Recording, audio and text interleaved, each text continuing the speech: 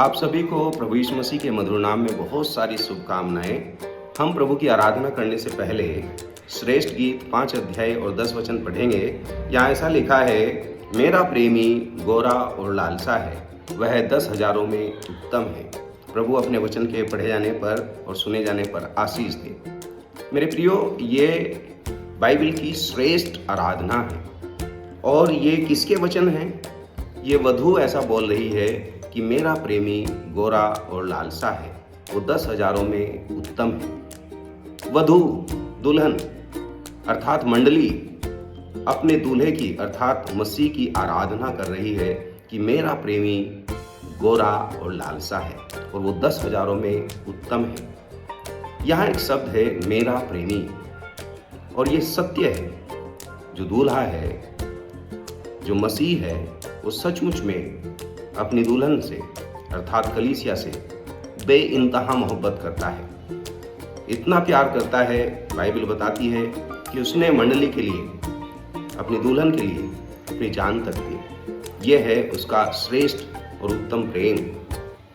यहाँ हम देखते हैं, अगर आप श्रेष्ठ गीत का अध्ययन करते हैं, चूंकि एक बड़ा विस्तृत अध्ययन है, वो हम नहीं कर पाएंगे, लेकिन यहाँ आप देख सकते हैं कि ये पूरा पुस्तक ये एक दुल्हन और दूल्हे के बारे में है, अर्थात मंडली और मसीह के बीच के रिश्ते को बखान करती है। और बाइबल बताती है कि अगर हम एक अध्याय में जाएं तो मंडली खुद अपने मुंह से कहती है, वो दुल्हन कहती है 1 अध्याय और 5 वचन में, हे यरूशलेम की पुत्रियों, मैं काली हूँ परंतु सुंदर हूँ। वो अपने मुंह से इस बात को स्वीकार करती है कि मैं काली हूँ, अर्थात मैं पापिन हूँ, लेकिन मैं सुंदर हूँ। सुंदर कैसे है वो?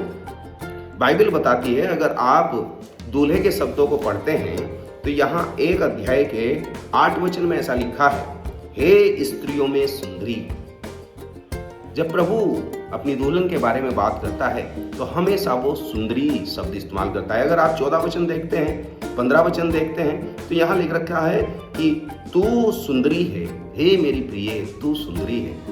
अगर आप बाइबल में श्रेष्ठ गीत में इस बात को पढ़ते हैं तो बार बार दूल्हा अपनी दुल्हन के बारे में एक ही शब्द बोलता है, हे मेरी प्रिय, तू सुंदरी है, तू सुंदरी है। अर्थात मसीह की नज़र में कलीसिया की वैल्यू बहुत है और वो उसे जब भी देखता है तो वो पवित्रता के भाव से उसे सुंदर रूप में देखता है। लेकिन जब मंडली अपने आप को देखती है तो वो कहती है, मैं काली तो हूँ परंतु सुंदर हूँ। वो अपने आप को हमेशा इस बात को स्वीकार करती है कि मैं पापिन हूँ, लेकिन यीशु मसीह के लहू के द्वारा मैं पवित्र बनाई गई हूँ। मेरे भाई बहनों, अब मैं आपको बताना चाहता हूँ, जो 10,000 में सुंदर है, जो गोरा और लालसा है, जो सबसे श्रेष्ठ है, उसके बारे में यशायाह नबी ने क्या कहा। अगर आप यशायाह नबी उसका 52 अध्याय के 14 वचन में पढ़ते हैं तो वहां लिखा है कि उसका रूप यहाँ तक बिगाड़ दिया गया कि वह मनुष्य सा भी जान ना पड़ता था। मेरे भाई बहनों, ये क्या बात हुई? जो सबसे श्रेष्ठ था, जो सबसे सुंदर था, वो कैसे इतना बदसूरत बना दिया गया कि वो इंसान जैसा भी ना जान पड़ता था। और मैं आपको बताना चाहता हूँ, ये उस रात की घटना है जब प्रभु यीशु मसीह को धोखे से पकड़वाया गया और जब उसे पिलातुस के सामने पेश किया गया तो बाइबल में ऐसा लिखा है कि वे लोग प्रभु यीशु मसीह के मुंह को ढांपते थे। आप ऐसा समझ लीजिए जैसे कोई बोरे से उसके मुंह को ढांप देता और फिर उसको बहुत मारते थे, लात, घुस्से, और मार मार के फिर पूछते थे, बता तुझे किसने मारा है, भविष्यवाणी कर। और जब उसके ऊपर से मुंह का वो मखौटा हटाते थे तो वो रूप बिगड़ा हुआ था। मेरे भाई बहनों, मेरा प्रभु यीशु मसीह, उसका रूप भी बिगाड़ दिया गया और इतना बिगाड़ दिया गया कि वो मनुष्य जैसा भी जानना पड़ता था।